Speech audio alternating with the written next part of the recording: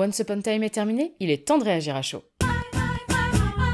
Le docteur se jette dans le flux temporel et est ballotté d'un souvenir corrompu à un autre. Et nous sommes aussi dans la même situation, à être ballottés dans ce joyeux boxon. J'ai un sentiment un peu mitigé vis-à-vis de cet épisode. Alors, il n'y a pas à dire, on ne s'ennuie pas, mais c'est un peu surtout parce qu'on nous agite un trousseau de clés en permanence devant les yeux. C'est très dense. Si la forme nous a laissé parfois perplexes, elle est tout de même audacieuse. La construction nous a un peu rappelé par certains aspects le premier épisode, à quelques différences près toutefois, qui changent pas mal de choses à la manière d'appréhender cet épisode. Déjà ici, ce n'est pas un épisode d'introduction, et en plus on a affaire à des histoires qui sont corrompues.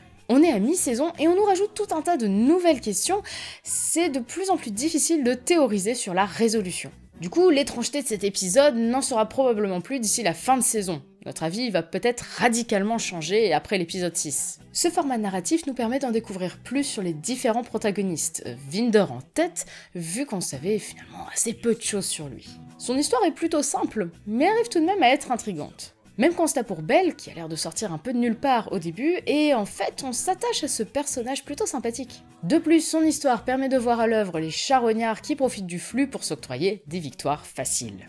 Yaz, de son côté, se balade dans ses souvenirs, tout en ayant conscience que certains détails ne collent pas. C'est intéressant de revoir son quotidien, qui est un pan qui était complètement absent de la saison jusqu'à présent. Dan est celui qui semble avoir les souvenirs les plus approximatifs. Et cette fois-ci, c'est lui qui a la chance de rencontrer le fameux Joseph Williamson. Est-ce qu'en réalité, ce ne serait pas ça le vrai fil rouge de la saison?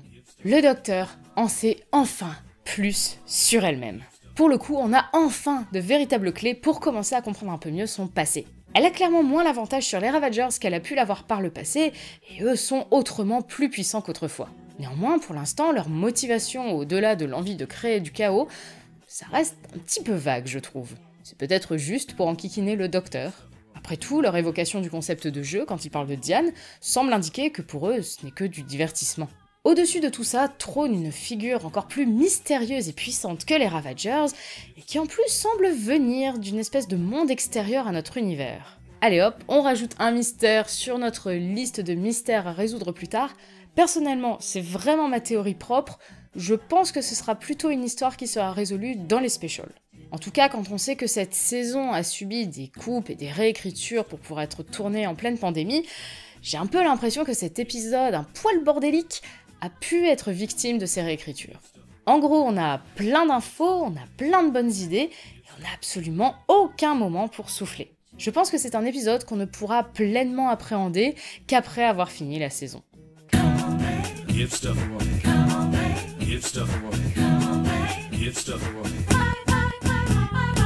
Et vous, qu'avez-vous pensé de Once Upon a Time? Dites-nous tout dans les commentaires. Zoubi les Zarbi, et à la semaine prochaine.